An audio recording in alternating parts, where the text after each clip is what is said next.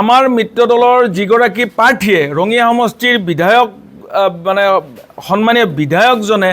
যোৱাবাৰ লোকসভা সমষ্টিত নিজ দলৰে সাংসদ প্ৰাৰ্থী ঘৰুৱাবলৈ ধৰিছিলে কিন্তু আমি মিত্ৰতাৰ ধৰ্ম পালন কৰি আমি সেই প্ৰলোভন বা সেই যিটো আমাক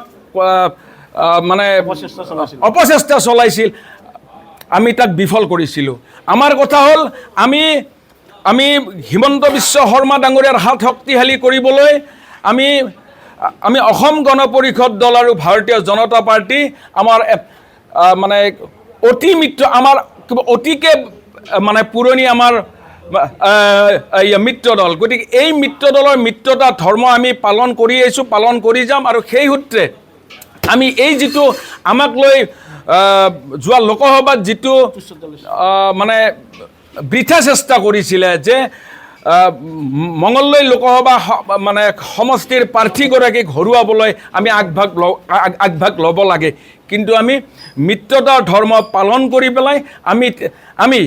সেইজন ডাঙৰ মানুহৰ কথা আমি নুশুনিলোঁ আমি মানে মঙলদৈ লোকসভা সমষ্টিত আমি আমাৰ মিত্ৰ দলৰ প্ৰাৰ্থীগৰাকীক আমি জয়যুক্ত হোৱাৰ ক্ষেত্ৰত আমি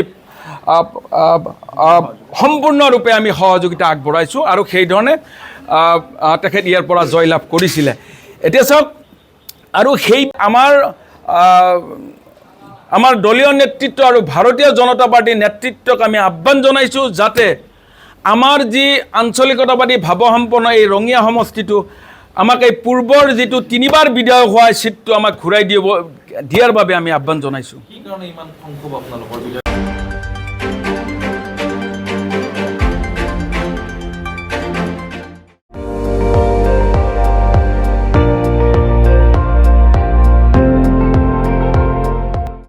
আপুনি চাই আছে ND24 সৰ্বশ্ৰেষ্ঠ নহয় সৰ্বোত্তমৰ দৌৰ